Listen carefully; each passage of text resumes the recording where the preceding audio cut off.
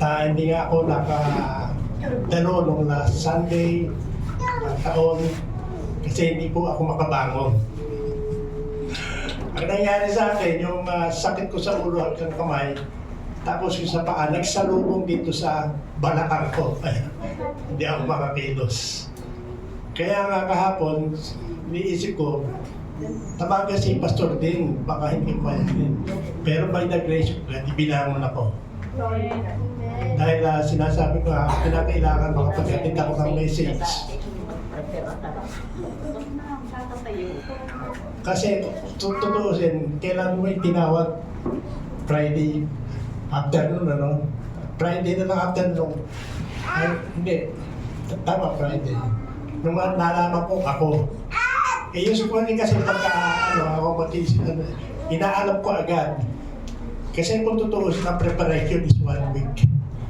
Hindi ko pwedeng overnight lang ang preparasyon ng isang message. Dahil gusto ko yung talagang tunay nanggagaling sa Panginoon. Kaya sabi ko sa asawa ko, dito ka mag-devotion. At pagkatapos kong pagkatapos niya ang bulay-bulay, sabi ko na, intindihan mo na. So, as a prayer, ituloy ko na lang daw. Yun ang na-address ko sa Panginoon. Yung Romans 8:28 hanggang 29. So, doon lang tayo.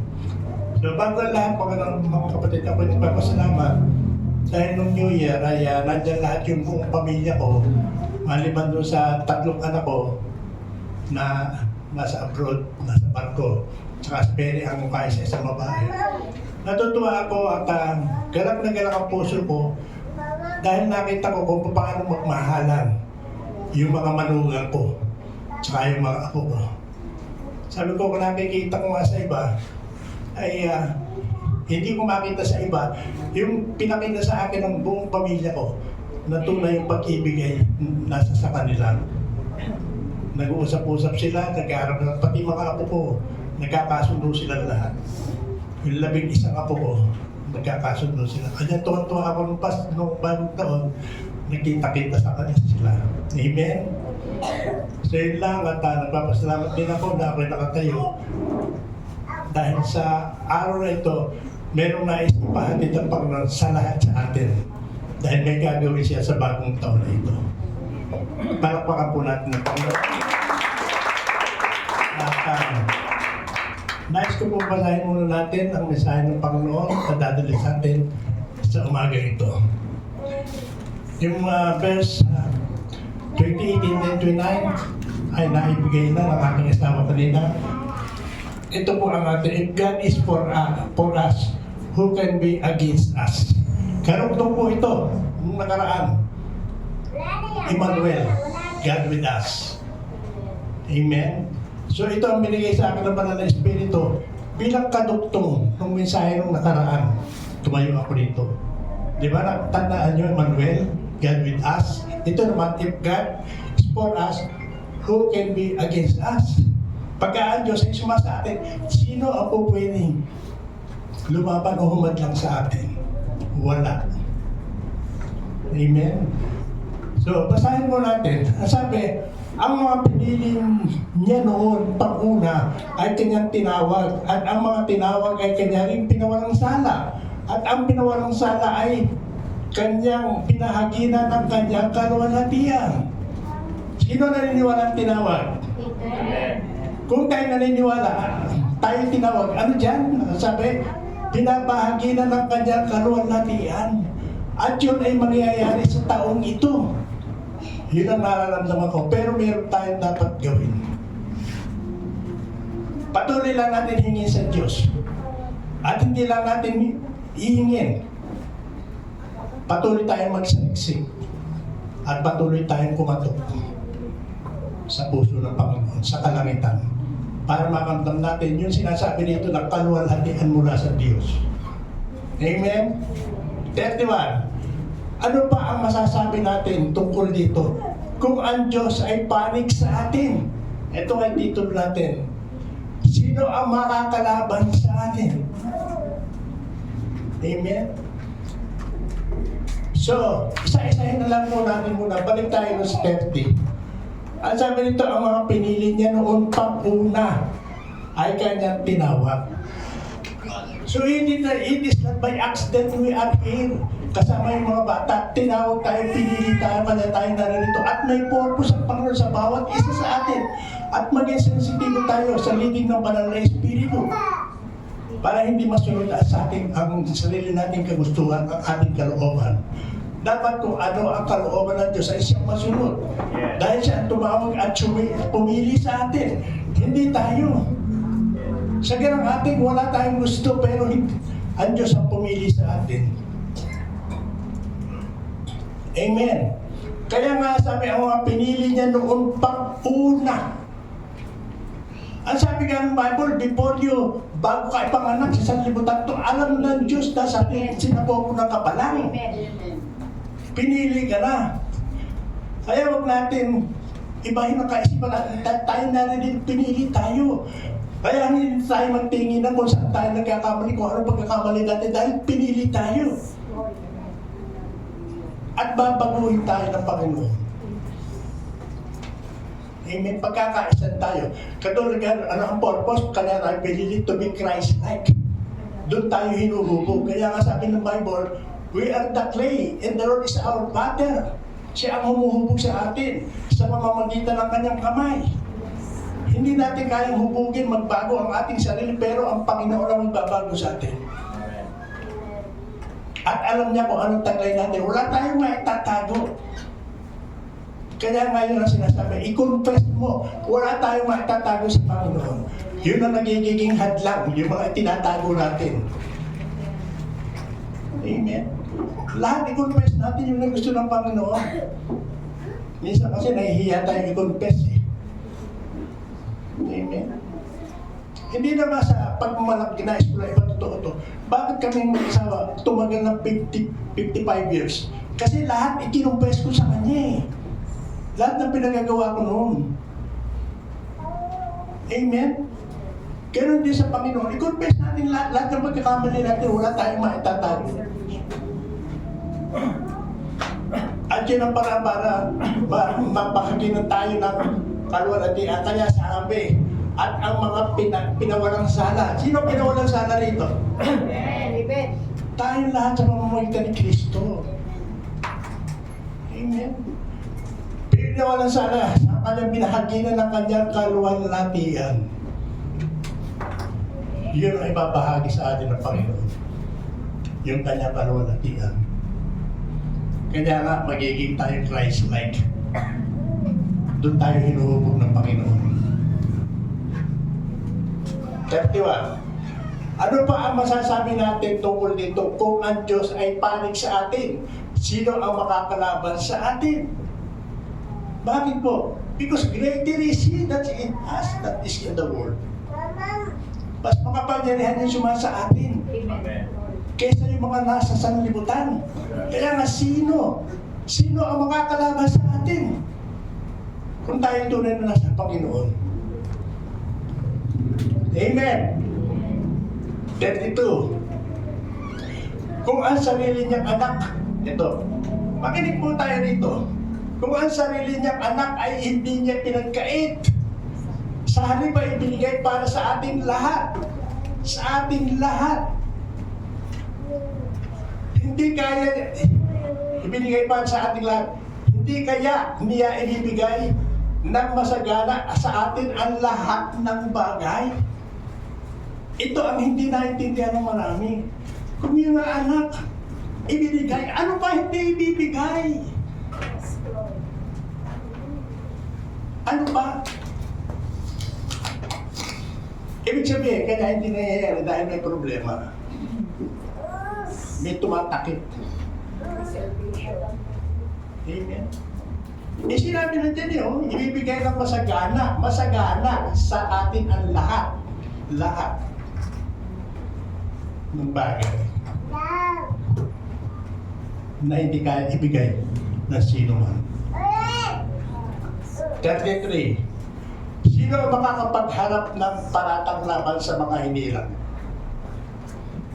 Sino? Pinararatakan tayo na kung ano-ano.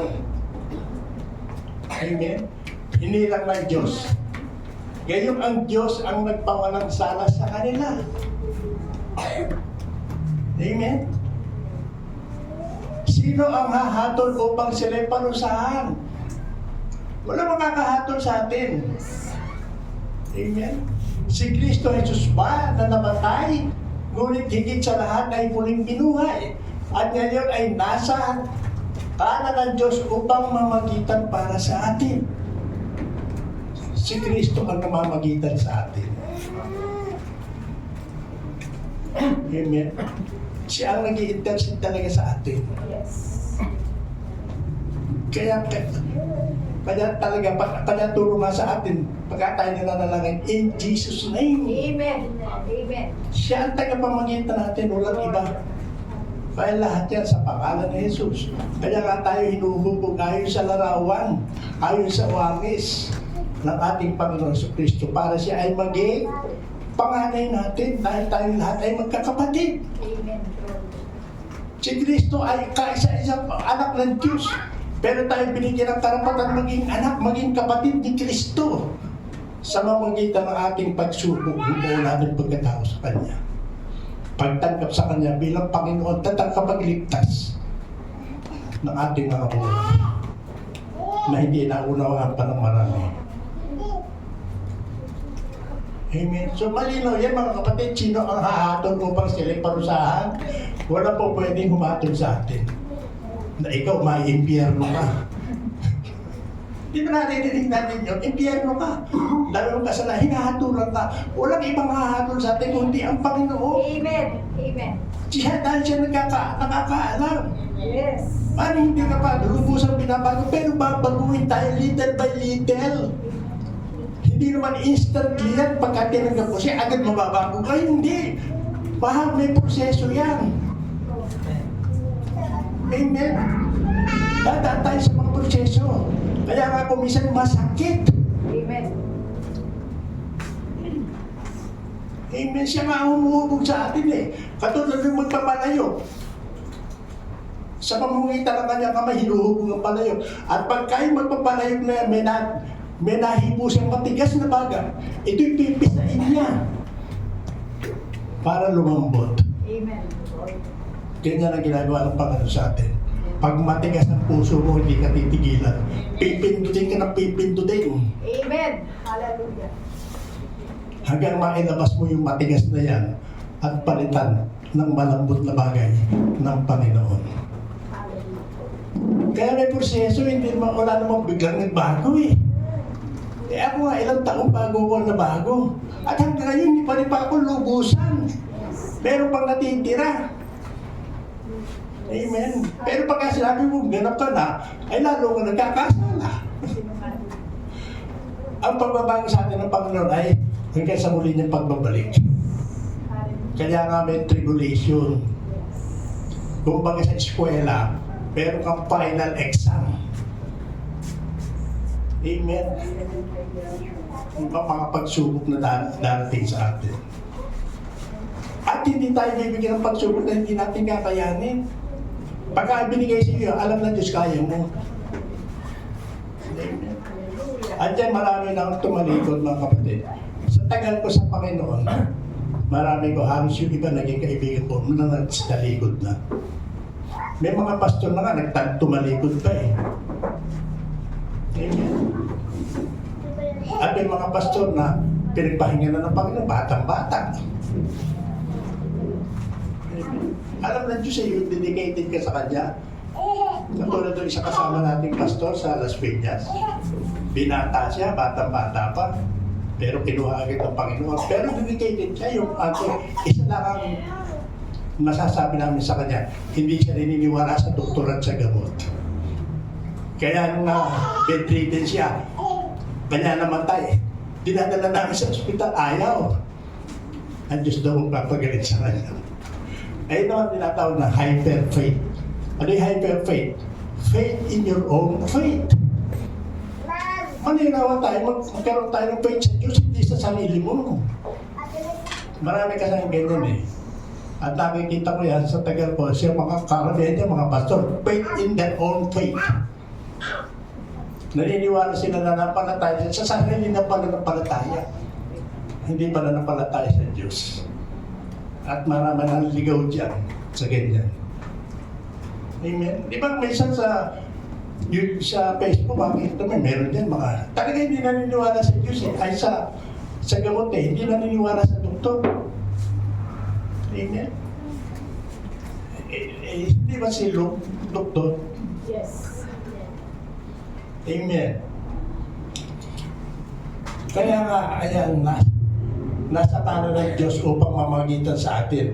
Ang Panginoon sa Kristo ang namamagitan sa atin. Kaya huwag tayong bibitaw. Huwag tayong aasa kung kanino. Yes. Sa Panginoon sa Kristo. Amen. At kapag tayo nananalangin, ang Diyos Ama, nakatingin sa kanyang anak na si Kristo at siya hindi sa atin tumitingin dahil pagka sa atin tumingin, makikita yung ating karamihan. Si Kristo ang tumubo sa atin. Kaya ang Ama sa kanya nakatingin, siya namamagitan sa atin. Amen. Kaya gagawin ng Diyos ito, taon na ito talaga Kasi makikita natin mga sinyalis na di ba? Mga promises sa Bible, nangyayari na Hindi lang sa atin, basta sa buong daigdig nangyayari. Amen.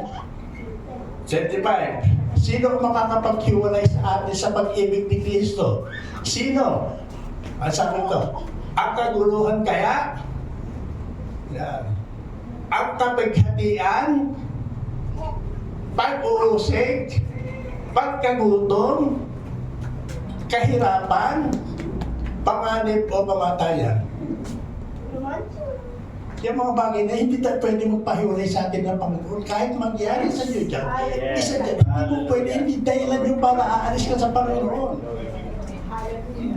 Inaalaw ng Panginoon niya. Pero kung hindi mo kaya, hindi naman darating sa iyo yan. Alam ng Panginoon. Amen. Hindi ibibigay sa iyo isang bagay na hindi mo kaya o ipapahamak mo. Amen. Parang bata, yung mga bata, bibigyan mo ng kutsilyo? Hindi. Dahil kapahamak niya, bibigyan mo yan yung laruan na makakapagpasaya sa kanya. Kaya yan ang sabi, isa-isa natin, ang kaguluhan kaya. Amen? Kahit naroon gulo. Kahit sa pamilya na Nakakaranas tayo ng gulo sa pamilya, di ba? Pero huwag tayong bibitaw kay Kristo. Si Kristo ang gagawa ng paraan. Amen. Hallelujah. Hindi natin kaya gawa ng paraan yan. Ang importante, taniman natin ng salita ng Panginoon. At ang salita ng Diyos ay may buhay, makapangyarihan. Pagdating ng parang, pagdating ng takdang oras ng Diyos, in God's time, tutubo ito. Magugulat ka naman. Amen. Kaya nga ano ang kaguluhan, hindi po pwede makapagpahiwalay sa atin sa Panginoon. Kapighatian. Ano ba yung kapighatian? Tribulation. Amen. Pag-uusig. Inuusig tayo minsan, di ba? Kung ano ang narinig natin, pagkagutom. Nakaranas na ba kayo ng pagkagutom? Ako, nakaranas niya. Nung tumila kami ni Tess, doon sa Mandaluyong. Amen. Nung tumila kami doon, talaga nawalan ako ng trabaho nun kumakain yung kapitbahay namin, nagkahagi lang pa ako ng isasahing. Nangyari sa amin yan. Pero hindi kami pinabayang pang dahil may purpose pala siya sa akin. Amen. Kagutom, kahirapan. Kahirapan.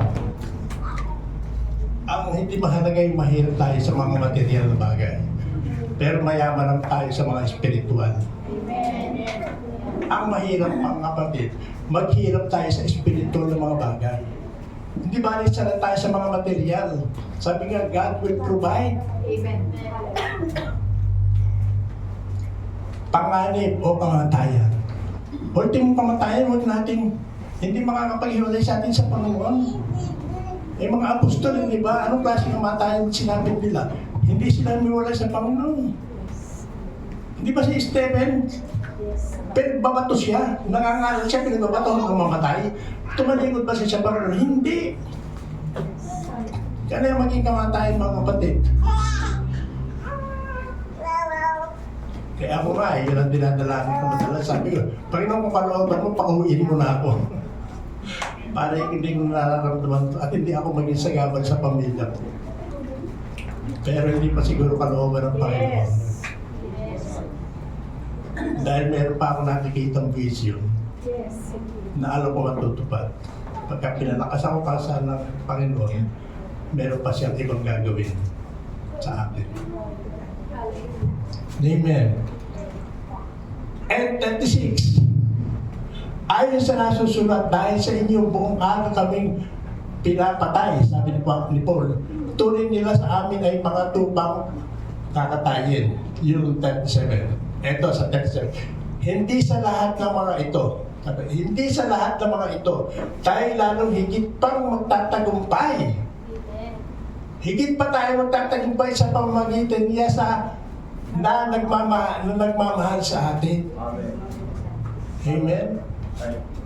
So pangako ng Panginoon, ibalik mo nga rin, hindi sa lahat na ito tayo lalo higit pang magtatagumpay.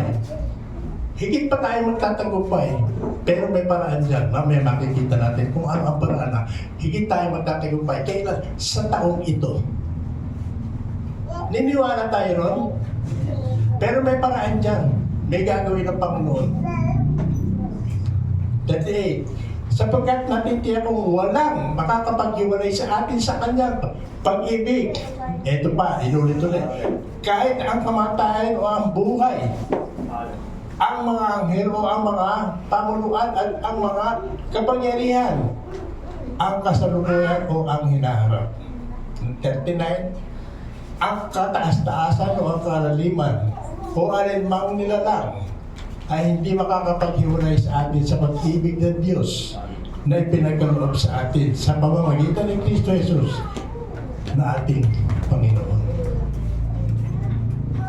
So nakapangako ng Panginoon yan. Pero hindi basta ganun. Pinangako niya na matatanggap natin ang lahat ng bagay. Pero hindi basta ganun yun mga kapatid. May mga dapat tayong sundin. Kaya nga hindi tayo accidental na nito. Pinili tayo ng Panginoon. Kaya nga maraming tinawag, pero kakapunti ang pinili. Sandali po at medyo nihingal ako.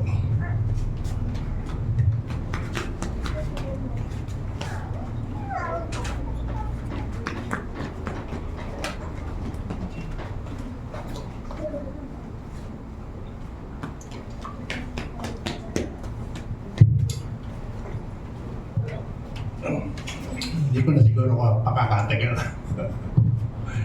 Ilan mga kapatid at sabi na magpailalim lang tayo sa kapangyarihan ng Panginoon. Doon po sa Galatia 6:7 at sabi dito,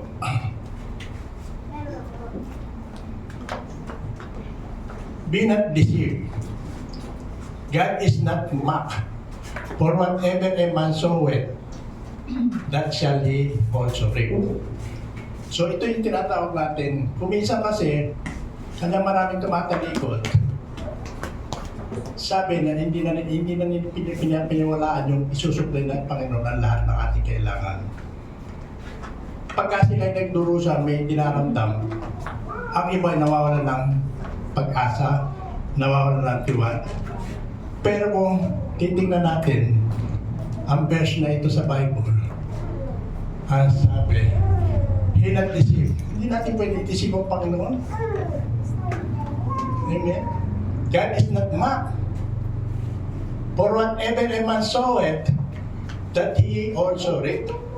So ibig sabihin, kung ano itinanim mo, yun ang aanihin mo. Yung nangyayari sa'yo, ikaw ang nagtanim yan, hindi ang Diyos. Hallelujah. Hallelujah. Ang Diyos ay mabuti. Amen. Lahat ng bagay pagkakalap sa iyo, yung mabubuting bagay. Kuminsan nga, yung pati pagsubok kaloob ng Diyos yan.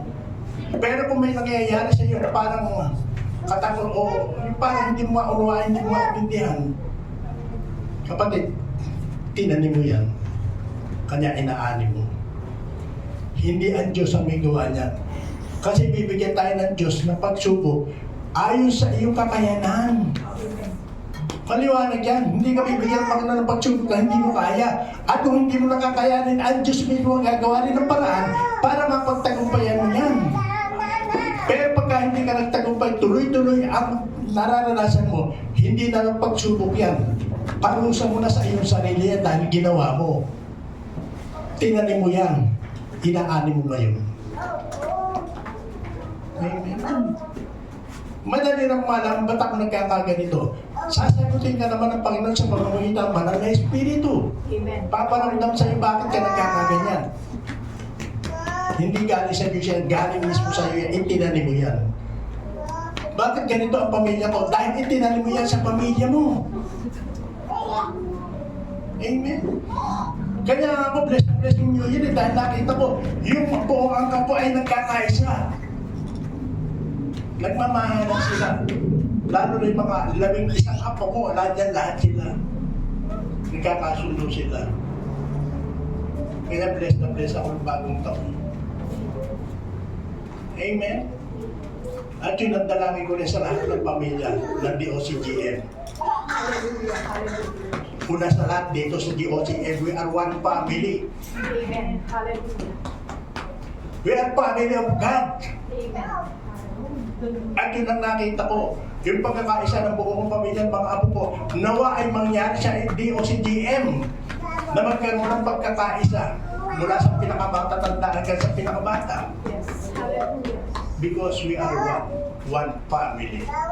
Kaya magmahala tayo, magkibigyan tayo, magtulungan tayo, magsuportahan tayo. Hallelujah. Amen. Amen. Amen. Eh, ano sabi? For he that showeth to his flesh, serving of the fleshly, corruption. Yan. Pagka nagtanong ka sa iyong laman, aani ka ng ano? Ano aanihin mo? Corruption. Kapahamakan. Mga bagay na hindi ka nais-nais. Kaya tigilan natin katatanim sa laman. Yung hilig naman na, gusto ng laman. Nabanggit itong asawa ko kanila, yan ang nagsisilbing tulak, talubong sa ating mga ulo, sa ating mga mata. Kaya hindi tayo makakita, hindi natin makita ang patuloy na ginawa ng Diyos sa ating buhay. Dahil may talubong tayo, nagtatanim tayo ng mga bagay-bagay sa ating laman, yung gusto ng laman, pati sa salita ng Diyos, yung gusto mo lang marinig ang iyong pinapakinggan. Pagka medyo masakit, ayaw mo nang pakinggan. Hello? Amen. Hallelujah. Inuubog na tayo eh. Para tayo maging Christ-like. Matulad tayo ng Kristo. Amen? But he that soweth to the Spirit shall of the Spirit reap life everlasting. At pagka sa Spirit mo nang tatanim, unang-una, aani ka ng buhay na walang hanggan. Pagka hindi ka nagtanim sa Espiritu, puro sa laman, ang aanihin mo, puro makalaman, puro pighati, puro problema. Wala ka man ng kasaganaan sa buhay mo. Walang pagkakaisa. Ang gulo ng pamilya, ang gulo ng buhay. Dahil bakit? Hindi umaasa sa Panginoon, hindi nagtatanim sa Espiritu, nagtatanim sa lahat, sa laman. Pagka may problema, nangangailangan, hindi sa Panginoon lalapit, kanino lalapit? Kay Bombay. Amen. Amen. Sa Diyos tayo lumapit. Amen. Amen. Kahit gaano kaliit na problema, sa Diyos tayo kumapit. Kasi siya nakakaalam eh. He will make all this beautiful in His time, not in our time. Sa kanya tayo tumain. Alam ng Diyos yun. Naghihintay lang na banggitin mo sa Kanya. Amen. Hindi ba tayo kumisan? Amen. Di ba nagsasabi ng mga anak natin kung alam mo yung problema, tinutulungan mo agad? Eh lalo na pagka kinumpes mo, lalo ka tutulungan ng Panginoon. At doon yung pinangako niya, mabubuting bagay ang darating sa iyo. Amen. Meron pa ba?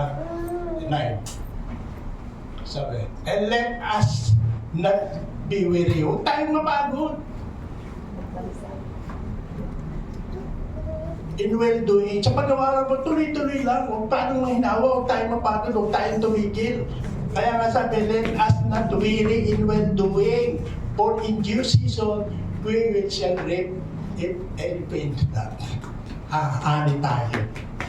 Kung hindi tayo titigil, hindi tayo magsasawa. Yes. Paggawa ng mabuti, paggawa para sa Panginoon. Pagsisilbi sa Panginoon, huwag tayo magsawa.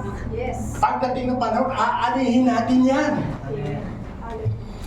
Alam ng Diyos yung ginagawa natin, yung sakripisyo natin. Yes. Hallelujah.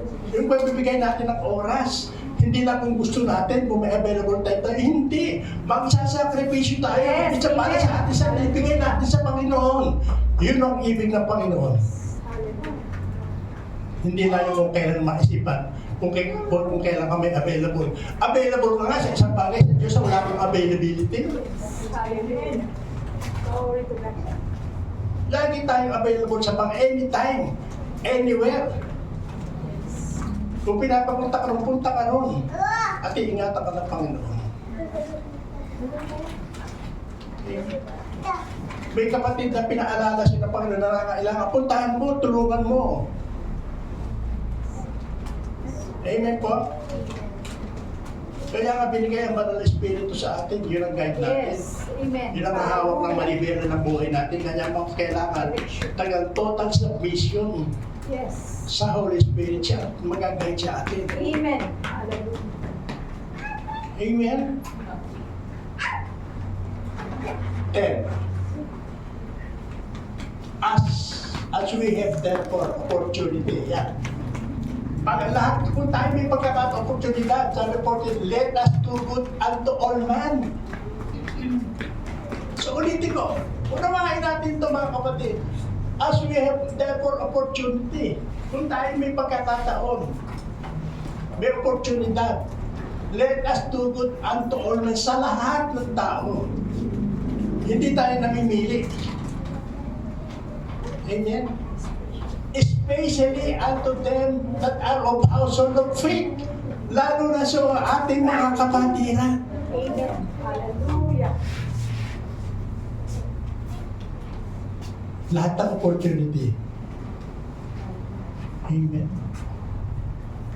So yung mga kapatid na kinakailangan natin para kumilos talaga ang Panginoon. Bigyan tayo ng bagong pag-asa. Itong taon na ito, igagawin ng Diyos, mga kapatid. Amen. Hallelujah.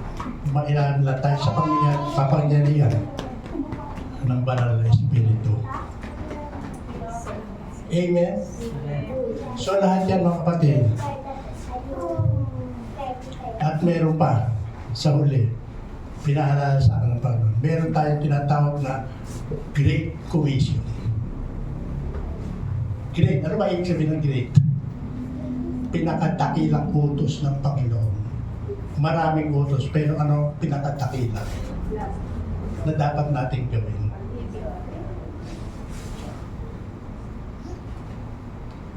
Doon sa John chapter 15, Yes. Hallelujah.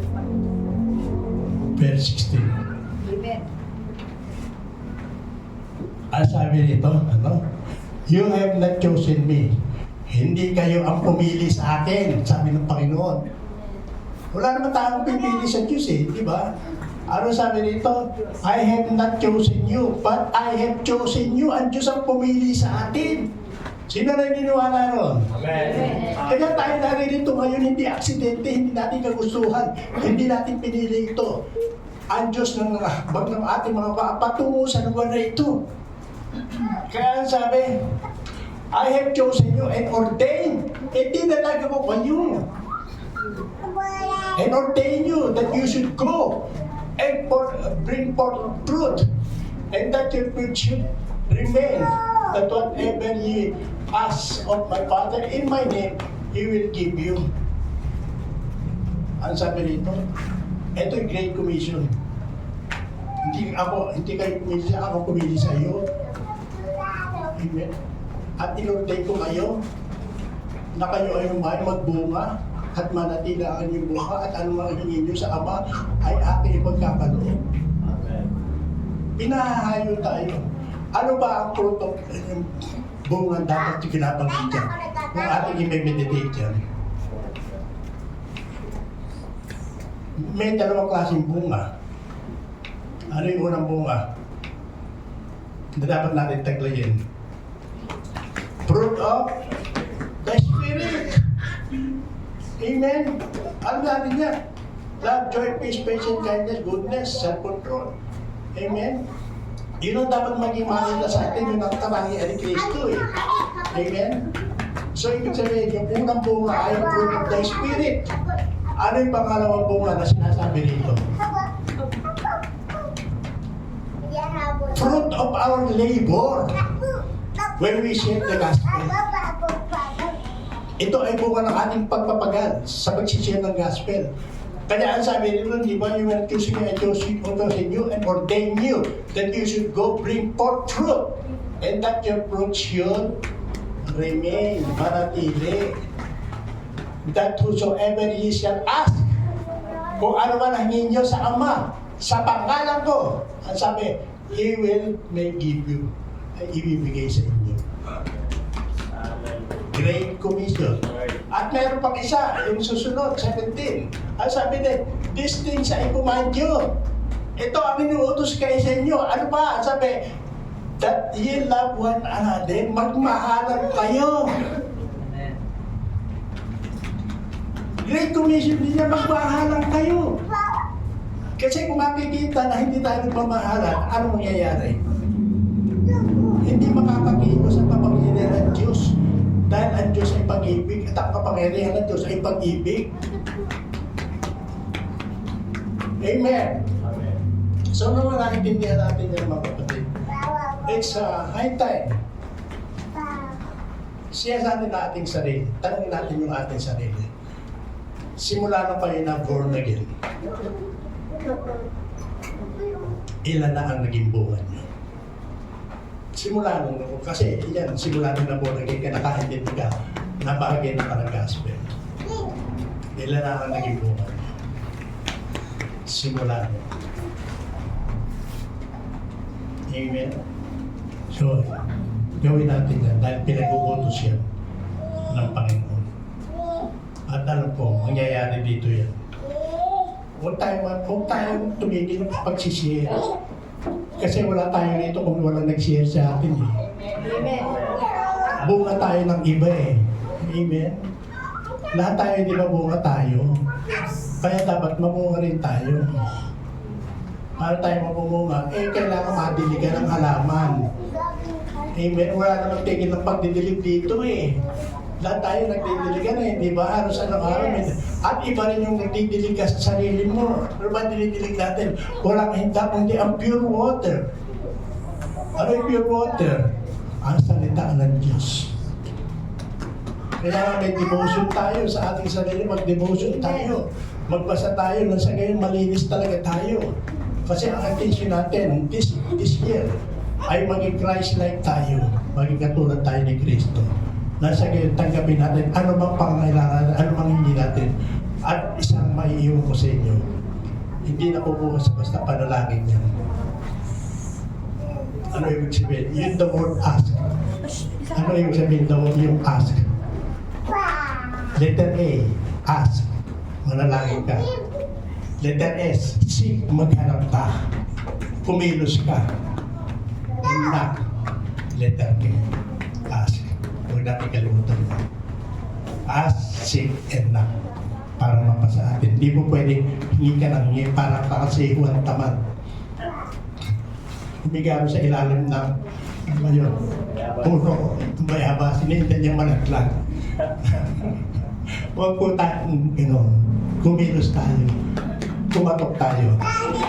gusto nating magdagdagan, lumago tayo. Manalangin tayo. At hanapin natin yung mga tubang ligaw. At katukan natin ang kanilang mga puso. Nasa gayon, sila ay itako ng banal na Espiritu sa lugar na ito. At yung ninanais natin na baguhin ng Panginoon, palaguhin ang base na ito, mangyayari yun, kinakailangan lang kumilos ang bawat isa sa atin. Kaya nga humihingi ako ng higit pang lakas sa Panginoon. Yung dating ginagawa namin nun, ay gusto kong ibalik na magawa ko muli. Amen?